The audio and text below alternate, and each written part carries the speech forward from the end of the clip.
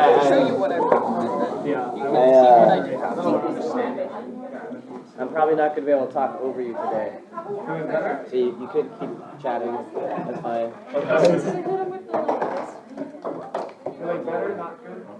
I feel okay.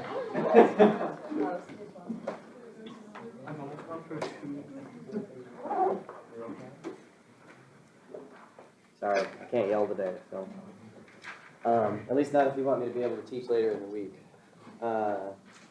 So I'm sorry I missed class. I was sick over the weekend, and I'm still sick, but I'm not as sick. So I could come in here and do some sick math. Anyway, so what I wanted to do today was I wanted to talk about I want to do a quick run through of I put up a proof of the Laurent series expansion. I want to give people I'm going to do a quick walkthrough of how that works. People have give people the opportunity to ask questions if they have questions about it. And then I kind of pulled a fast one on you when I was doing the Laurent expansions, because I secretly did when I did the Laurent expansion at infinity for the example I did in that function. I'm really using something called the Riemann sphere to do that, and I haven't told you what the Riemann sphere is yet. So at least I want to wave my hands with that a little bit so you can see why I'm doing the thing that I'm doing.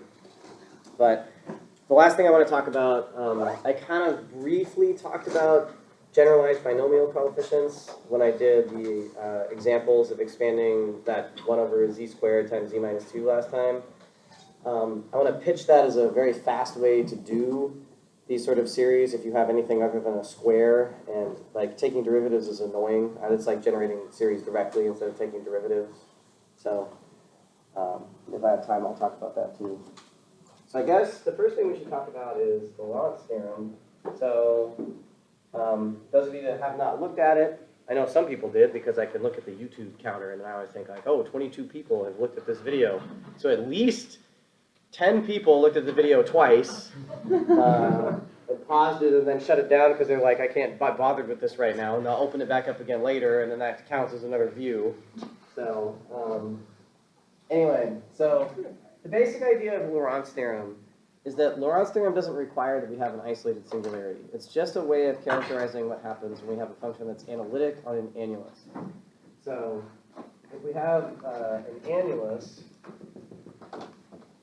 say, all right, to make this simpler to write down, I'm going to assume that the center point of the annulus is 0. The argument works exactly the same if you put it at an arbitrary point as well, but it's kind of annoying because the way that you do the geometric series is kind of different, and you've got to use this triangle inequality estimate to make it work. It's the same argument. What I'm going to do here basically has nothing to do with the way that Johnson did this proof, because he does another one where he sort of does a Taylor polynomial and some remainder thing that disappears, and I think that kind of hides what's going on. So the assumption that we're going to make is that this thing, so this is the set A, which we can think of as all z's that have the property that z minus 0, the modulus of z minus 0 is less than some big radius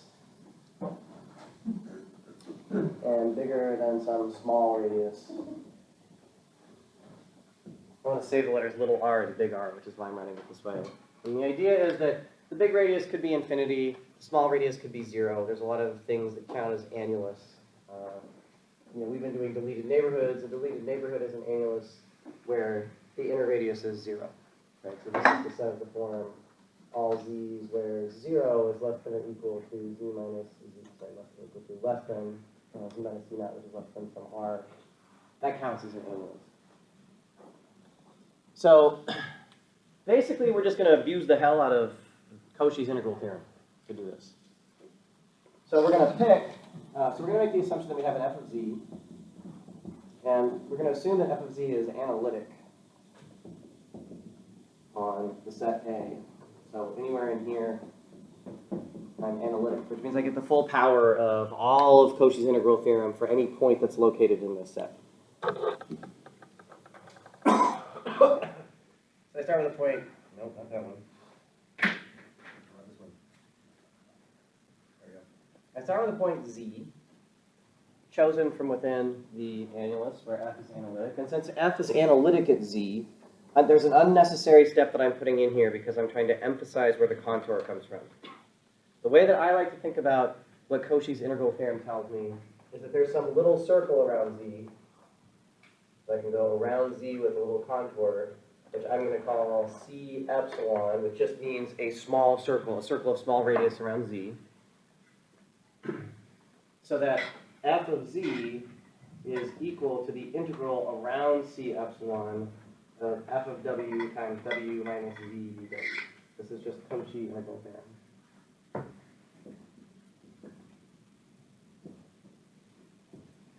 Right? And then what Johnson calls the circle contour theorem and other authors call the deformation theorem say that I can basically take that circle and stretch it any way I want as long as I do it continuously. So I can continuously deform that shape into a different shape and the integral will have the same value. So I'm going to take that circle and I'm going to stretch it into a shape that looks like this. So I'm going to go around this way, and then I'll go in, and then I'll go around this way, and then I'll go that way. We're not doing a good job of matching those, but you can imagine that what's supposed to happen here is you go around and then in, and then around to this contour in this direction, and then back out this way. Now it's a continuous process because I've taken the loop, and all I've done is taken and wrapped it around the circle like this. And the argument here is that the integral on that contour is the same as the integral on this contour. This is all within the space where this function is analytic, and so I can deform the circle into any contour I want, basically, as long as I do it continuously and don't pull through the place where the function is not defined. So let's call this set C big R for the big radius circle on the outside. This is C little r for the little radius circle on the inside. And then these guys don't matter because they're opposite of each other and they're going to cancel, but if you want, you can call them C in and C out. And so what the circle contour theorem says is that this is equal to the integral on big circle plus the inbound angle plus the backwards version of minus CR, because you're going around CR backwards for the wrong orientation, and then back out on C out of f of w, w minus z, w. But then since C in and C out cancel each other out, and we've gone around CR backwards, I could rewrite this. So this holds by the circle contour theorem. If you like big fancy words, we just have a homotopy that stretches one into, there's a continuous deformation of one function and one graph into the other. Because of the way integrals work, these are opposite integrals, so I can reduce this to CR of f of w over w minus z dw minus the integral on C little r of f of w, w minus z dw. So the whole point here is to reduce this into something where I actually have circles. And the reason that I want circles is because I want to be able to use the geometric series. And to use a geometric series, you need to know something about the distance of the points from the comparison of the distance from 0 to z and the distance of 0 to the circle. Everything on this circle out here is further away from 0 than z is. So on CR, on the outer circle, any w that you chose there has the property that the distance of w to 0 is bigger than the distance of z to 0. And that means that 1 is less than the modulus of z divided by w. And that means that if I saw 1 over 1 minus cw, I could replace it with a convergent geometric series. The fact that this holds means that 1 over 1 minus z over w is equal to the sum of z to the n over w to the n. And you might think, why do that at all? Why are we using the geometric series trick? And the idea is that the pieces of the power series have to come from somewhere. I have to have a z to the first and a z to the second, a z to the third, and so on to have a power series. This is where we're going to get the z's that make the power series drive. Okay, on C little r, if I'm on this curve, all the points that are here are closer to 0 than z is, right? These are deliberately, this CR is deliberately chosen to be inside this circle C epsilon. And so on this circle, this distance is smaller than that one. So on C little r, if I'm trapped with my variable of integration on that curve, then this must be true, which means that the modulus of w over modulus of z is less than 1, and that means that I could write 1 over 1 minus w over z is the sum of w to the n over z to the n.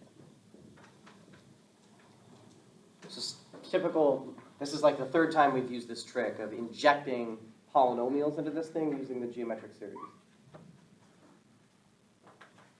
Okay, well now it's just dumb algebra tricks. Where am I going to get a 1 over z minus w? Well, I just manipulate this thing until I get one. And where am I going to get a 1 over 1 minus w over z? I manipulate this until I get one. So if I treat just the first integral, this is going to be equal to, so let's say integral 1 here.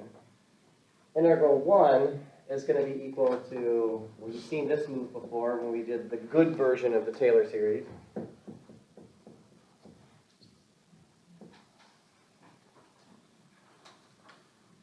So I factor out a w. The whole point of factoring out the w is to get that 1 over 1 minus z over w. Now I can invoke the geometric series, and now we're almost ready for our big hand wave here. F of w over w times the sum of z to the n over w to the n dw. So what I really want to do here is push the integral inside the sum, right? I've got an integral of an infinite sum. I want that to be an infinite sum of integrals. The justification for this is basically uniform convergence and the m-test. So if you're in 412 or 413, or you've taken those classes before, and you want to see, you want actually want to make this rigorous, I'm going to flip the order of these things, but that's what justifies it. For those of you that haven't, you should presume that analytic functions are nice enough that we have the conditions where this is possible, where I can flip integrals and sums this way, as long as I've got a convergent power series. Why is it a convergent power series? Because I'm working in the domain where this thing is analytic.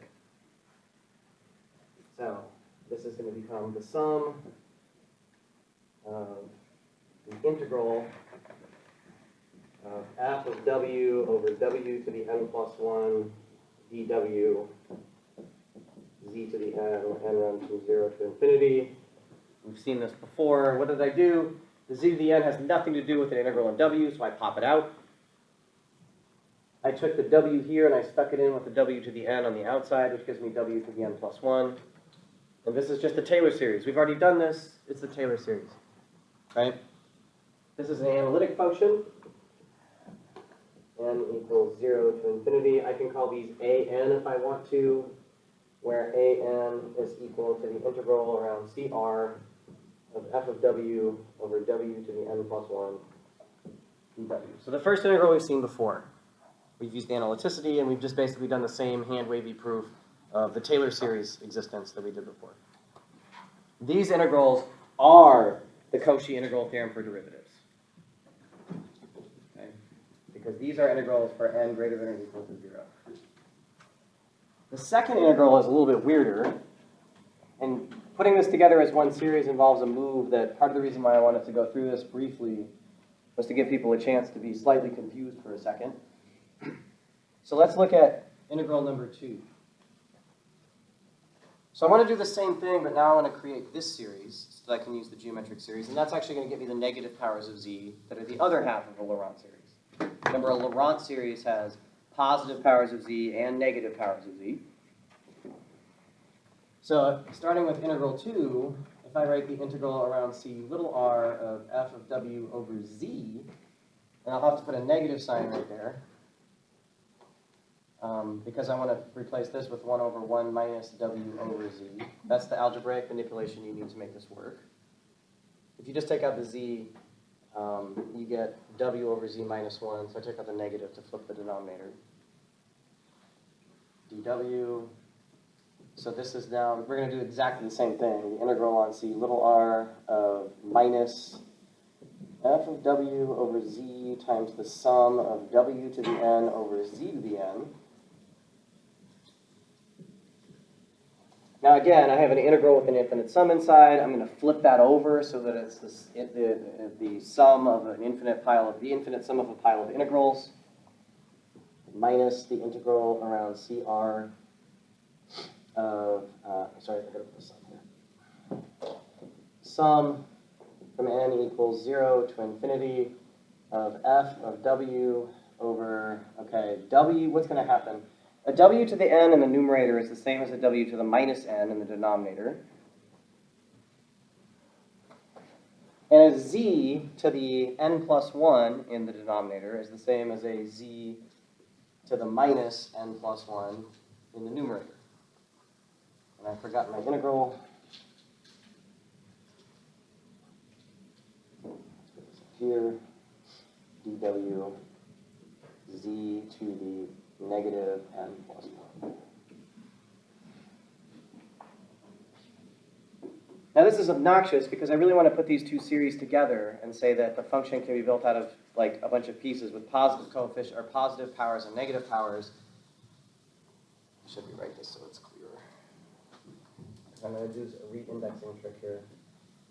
N equals 0 to infinity of the integral over CR f of w over w to the minus n dw z to the minus n plus 1. So when n is equal to 0, the power of z that we pick up is z to the minus 1. When n is equal to 1, we pick up the power of z, z is equal to minus 2. When n equals 3, we get z to the minus 3. This is the right series. It has the negative powers that we wanted. Okay? So what I want to do is I want to re-index this series so that the terms look like that. So it's just a re-indexing. I'm not going to change anything, I'm just going to re-index it. Instead of running n from 0 to infinity, I'm going to run n from minus infinity to minus 1. So I re-index. And this is going to be equal to the sum from n equals minus infinity to minus 1.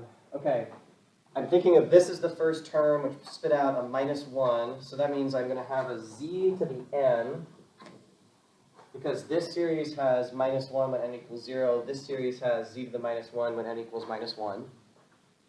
And now I need to adjust everything else. Integral around CR f of w. Okay, when n was equal to 0, this was w to the 0. When n equals 1, this was w to the minus 1. So I need to put a w to the, what is it, n plus 1. And then you can check to see that the terms agree with each other. Putting 0 in here gets you w to the 0, z to the minus 1. Putting minus 1 in here gets w to the 0, z to the minus 1. So they're going to, and you can see that this indexing makes the series agree. It's like I've reversed the way I'm indexing the series.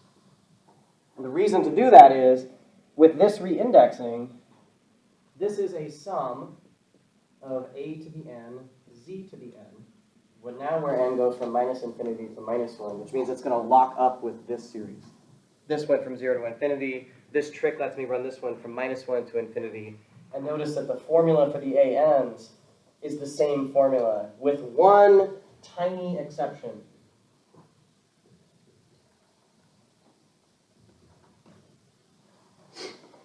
That formula and that formula are the same. And what I'd like to do at this point is to take this thing, which is the singular part of the Laurent series, and glue it together with this thing, which is the analytic part of the series. The indices match, the structures match, the formulas match, except this has a C big R in it, and this has a C little r. Yep. What happened to the minus sign between them? Oh, okay. So the negative sign here, sorry, this is my bad. There's a negative sign that's carried here. Thank you for pointing that out. I lost it. This negative sign is still here, and it's still here. But remember that f was equal to the analytic part minus the singular part, so two negatives makes a positive. Right? That's what ends up happening. This series right here is like minus this one. That negative was here, it was here, it was here. And so when you subtract the two things, double negatives turn into a positive. Okay, so my next question is, does it matter? If I have this annulus, and I have some integral that I've computed around CR, so I've got all these like ANs is equal to the integral around CR of f of w over w to the n plus 1 dw. Does it matter if I integrate this thing on either one of these curves?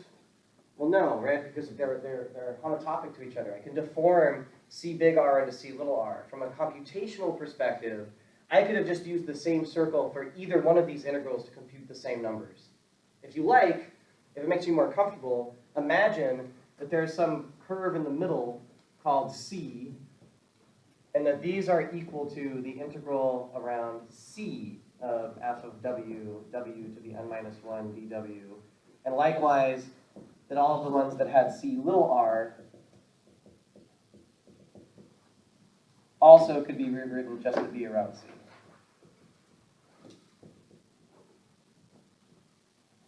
Yep. Doesn't that break our assumption with the modulus of these values being so that we can use the So the way that you should think about this is, up to this point, what we've proved is there's a series of the right form, and we can compute the coefficients. This proves that the series exists. Now, let your assumptions about like anything of this go. How do we compute the coefficients? We've got the assumptions. We made this argument. So for f of z, these things can be built. Is there an equivalent way of computing these integrals? This is just a number. Can I compute it equivalently? And the answer is yes. I could have used any homotopic curve to see r.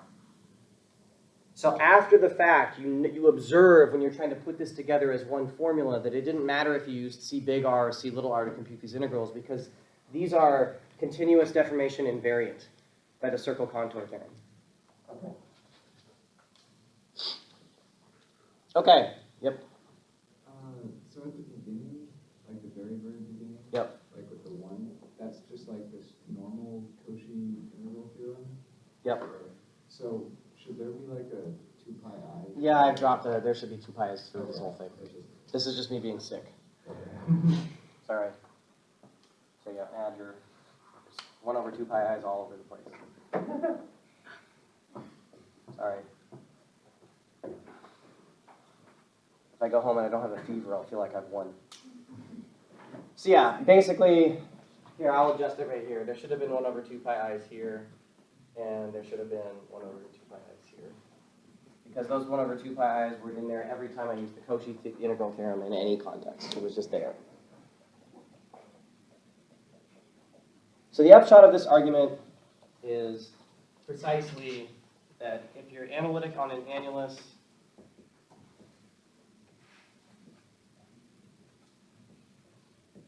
then f of z is equal to the sum of centered, let's say centered at z naught. Then f of z is equal to the sum from n equals minus infinity to infinity of a m z minus z naught to the m, where the AMs are 1 over 2 pi I times the integral around any circle C inside the annulus that wraps once around of f of w over w minus.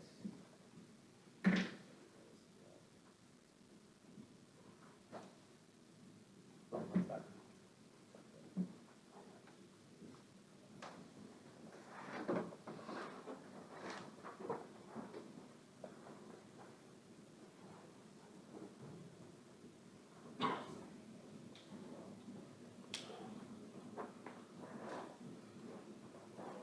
Like I said, the computation is harder to carry through when you're dealing with the z naught at the beginning. So it's easier just to state it as a much more serious thing. So what happens if the function's analytic all the way through the annulus, and also in this piece that you deleted? That's the first thing I'd like to mention here. So let's just suppose that we've got one of these things.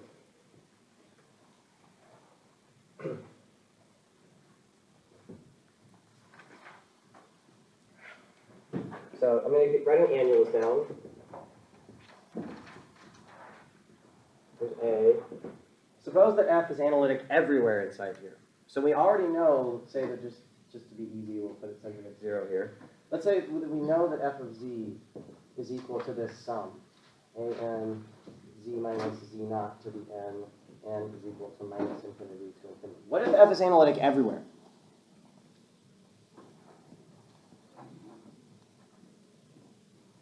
Suppose f is just analytic here.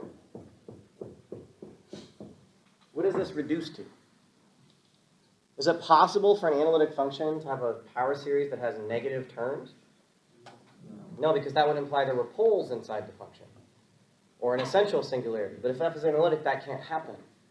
So in the case where we're analytic everywhere, analytic on the disk containing the annulus, then f of z is just equal to a regular old Taylor series. Those terms aren't there.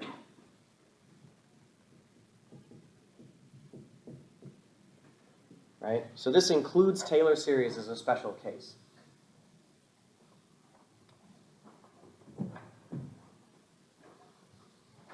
What if f had a pole of order 1? What if I say f of z has a pole of order 1 at z is equal to z naught? What should you expect the series to look like? You take this thing and you, okay, now you've got a singularity here in the middle. So here's z naught. There's a pole of order 1 there. What does the series look like? Yeah, so from n is minus 1 to infinity of a_m z minus z naught to the n. The order of the pole predicts how many negative terms you pick up in the Laurent series.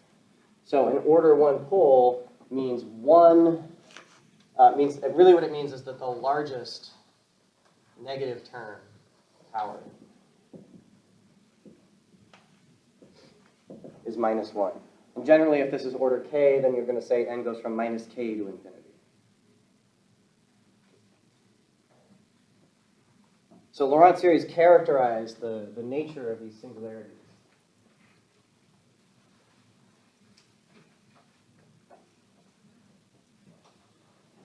All right. So the next thing that I want to talk about is the idea of like expanding a Laurent series. So I think one of the things I did in the video, did I do f of z is equal to 1 over z squared? It's 1 over z times z minus 4 maybe? Is that what I did? Oh, there's a 4 up here? Oh, the 4 probably carefully chosen to make sure that this thing has a coefficient of 1 on the top and bottom. The question? I think you're probably going to answer it right now, but I'll ask you if you don't. Okay, so I think, does this turn into 1 over z minus 1 over z minus 4? If it's a z, Minus, switch the negative. switch the negative? Okay, so there's a bunch of annuli that are associated with this function on which it's analytic. So there's actually 4 different series that we can expand, 4 ways of expanding the series. 3 different ways, I guess. So we got to figure out where this function has behavior that we can characterize with. So when I look at this and I say, okay, there's a pole at z is equal to 0, and there's a pole at z is equal to 4, there's 0, 1, 2, 3, there's 4. You could think of drawing this annulus.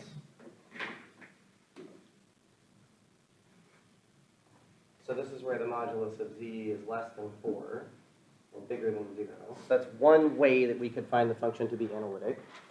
So the way that you think about an annulus of analyticity is you start at an isolated singularity and you stretch out until you reach the next singularity. So the boundary of where beyond which you can't be analytic is the disks that you get from the next one. And you imagine why? Well, the proof we did wouldn't work if there was another singularity here, because then I couldn't wrap contours around without avoiding this extra singularity that's floating around in the domain.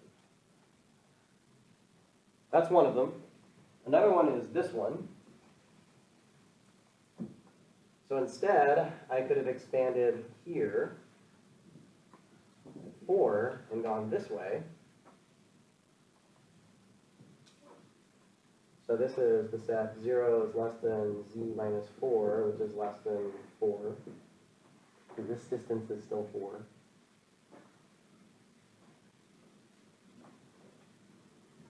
And then there's 2 more, although the natural one is to think, well, analytic here, there's sort of an opposite annulus happening here, right? Because it's also the case that this ring, or the circle that passes through the singularity, there's an outside region on which the function is analytic. It's also possible to draw the set where we say, okay, Instead, what if we set our annulus to be all this stuff? And so these are the points where the modulus of z is bigger than 4. Okay. Now that move seems kind of weird when you actually see the way that Johnston computes it, because he just asserts out of the blue that he's doing an expansion at infinity. So he uses the phrase a Laurent expansion at z is equal to infinity. And that's not at all clear if somebody just says, oh yeah, there's this thing, just expand at infinity. It's like, this is illegal in basically every class you've ever taken to say anything is equal to infinity, like it's some object, right? So this is going to be hard for me because I'm teaching calculus right now, and I've just spent an entire quarter yelling at students not to set things equal to infinity and treat equal like a number, but we're going to do it. Okay, so what are we actually doing? So here's your brief, if you want to have a sales pitch for the next class in the sequence. So one of the things we're going to be able to get to do is talk about an object called the Riemann sphere. So the Riemann sphere is a way of taking the complex disk, or the complex plane, and turning it into a compact set. So this is an example of an idea from an analysis called a one-point compactification. Now that sounds really fancy, but what I want you to imagine is that we have the complex plane down here. So here's C. And what I'm going to do is I'm going to take the unit circle. So here's 0 right here. Really any circle you want, but imagine you take the unit circle inside of C.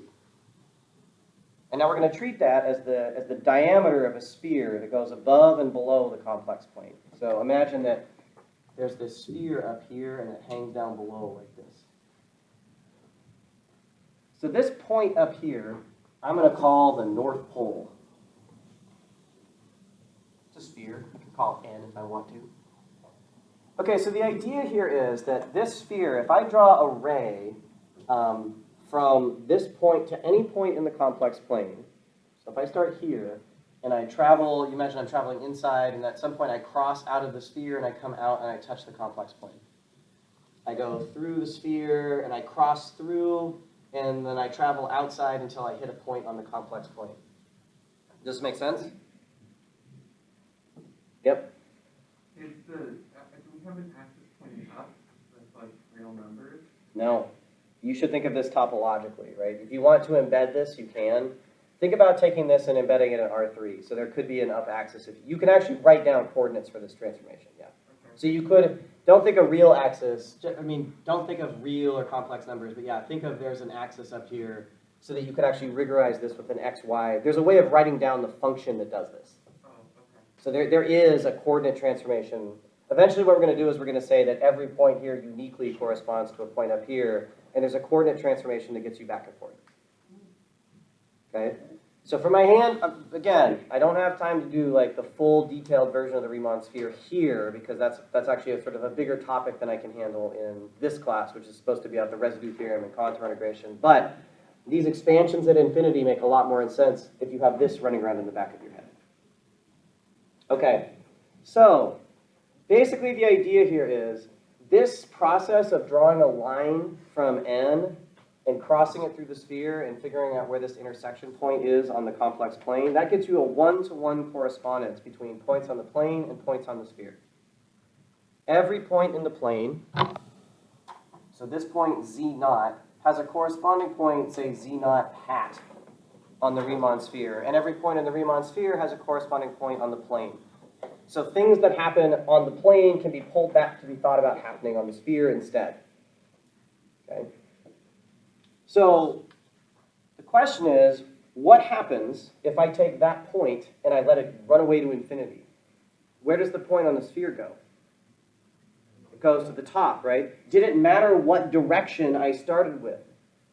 If I start with this point and let it run away to infinity, that point, no matter how you do it, that point has to crawl up to the North Pole. If you start over here and let that point run off to infinity, it also ends up crawling up to the North Pole. So even though there's not really such thing in the complex plane as something that's outside of the entire thing. What we do is we think, oh, this is the image of infinity up here at the top. Because no matter how I started, if I traveled towards infinity, that point rotates up towards it. And so adding one point in the Riemann sphere makes this a compact set. Now it's a sphere with a completely closed-in sphere. And so the way complex analysts think about the complex plane is there's this plane of points, and if you tend off to infinity, you always cross through this thing that's running around on the outside called infinity, but it's just one point stuck on the outside. No matter how you got there, you went to the point at infinity. So this is the notion of the point at infinity.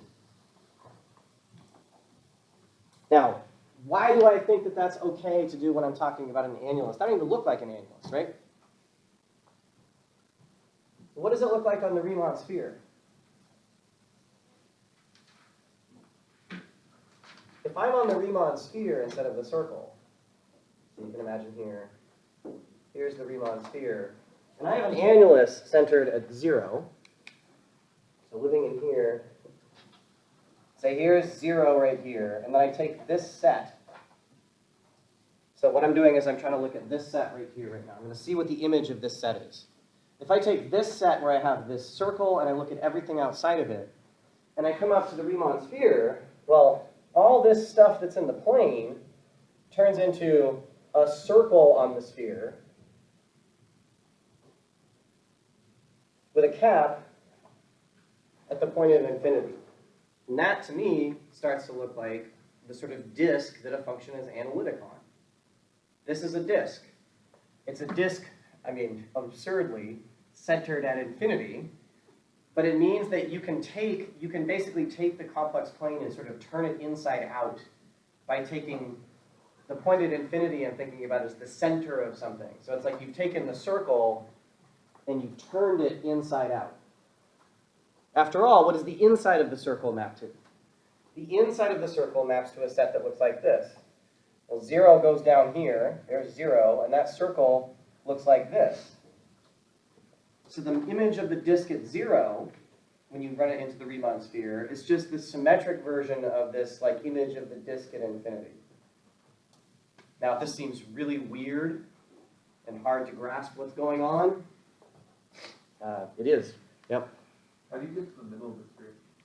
What do you mean the middle? The inside of it? Or like if we start at 0, we're at the bottom, and we go to infinity, we're at the top, how do you get to the middle of the sphere? You mean the interior of the sphere, or any? No, like, the line you drew, the circle that you drew. Oh, I mean, so the way that you think about it is like, if you take the diameter and you like imagine that you start up here and you go through and then you pass through on the circle on the inside of the disk here, where are you going to come out? Well, you're not going to come out until your point that you cross through in the plane corresponds to this point down here. It's the correlation between the point, and basically what you do is you connect up the North Pole to every point on the sphere, and the place where that line crosses through gets you the point that corresponds in the plane. Right? So this is well defined because you can always draw this line between the North Pole and any point on the plane. Right. The ones that are on the inside of the sphere get mapped to the lower sphere. The ones on the outside get mapped to the upper sphere. It's not significant.